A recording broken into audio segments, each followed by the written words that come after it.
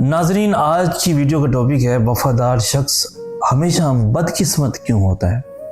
इसकी वजह यह है कि वफादार लोग अक्सर दूसरों के लिए अपनी खुशियों और ख्वाहिशात को कुर्बान कर देते हैं। वो दिल से मोहब्बत करते हैं और दूसरों के लिए हर मुमकिन कोशिश करते हैं, लेकिन बदकिस्मती से उनकी वफा की कदर कम लोग समझते हैं।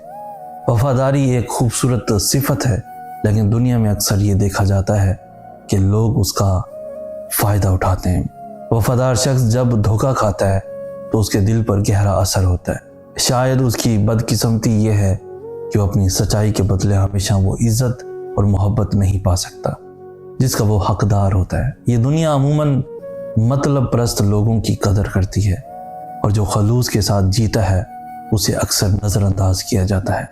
लेकिन याद रखें, वफादारी की असल कीमत दुनिया में नहीं बल्कि खुदा के नज़दीक होती है, जहाँ ये एक आला दर्जा हासिल करती है।